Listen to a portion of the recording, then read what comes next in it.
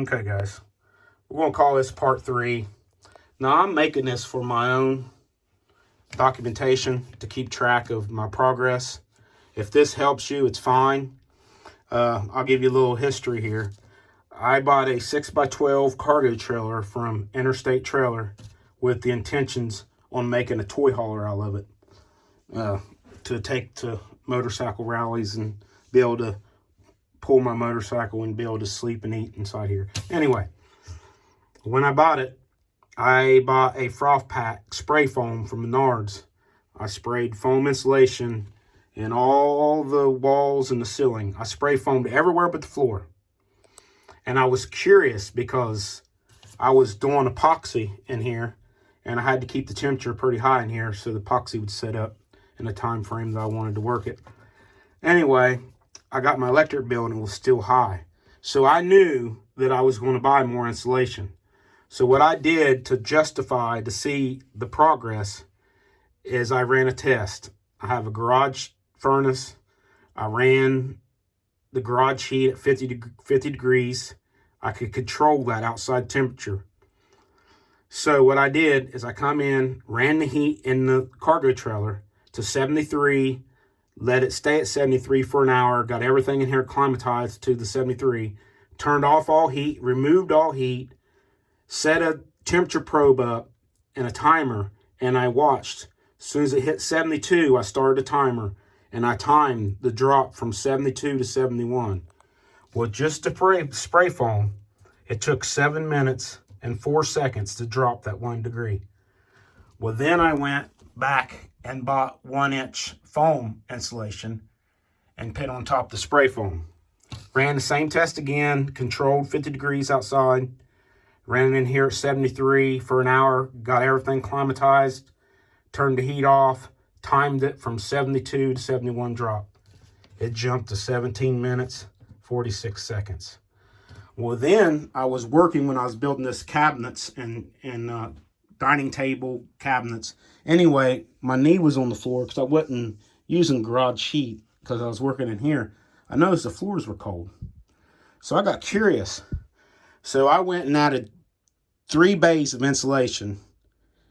The first 3 cavities from the rear of the cargo trailer coming forward, the first 3 bays, I insulated them. And I ran this test again. I wanted to see if I was making any difference to justify to keep going. Well, just adding the first 3 bays of insulation, that time jumped from 17:46 to 24:13. Now, I don't know if I'll have time this year because it's starting to warm up. To once I get the rest of it, I will make another video. But by the time I get this all insulated, I don't know if it'll be too warm to do this test. If it is, I'll do it this coming up fall. But yes, and while we're here, if you're wanting a kitchen sink, a small one for the conversion, I really recommend this sink. It's really nice. Stainless steel. It's got a cutting block that drops down in it flush with the sink.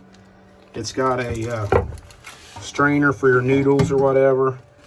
And it's got a little strainer, holds it up off the floor to pick when you're washing dishes, wherever you want to dry them, you just set them down in there and it holds it off the floor. But yes, I really recommend this sink. It's really nice. A little pricey, but definitely a nice sink. And one more thing I want to go over while we're here is this is my CampPlux tankless heater. I've been seeing a lot of these videos. I've been watching a lot of people's cargo conversions. And I've been seeing a lot of them, even RV people putting these in and not venting them. Please, people. These are called tankless, not ventless. If you put one of these tankless water heaters in, please vent the thing outside. Don't kill yourself. Carbon monoxide poisoning is tasteless, odorless. You can't see it, taste it. You fall asleep and you just don't wake up. Please, if you have one of these, you get them, vent them to the outside.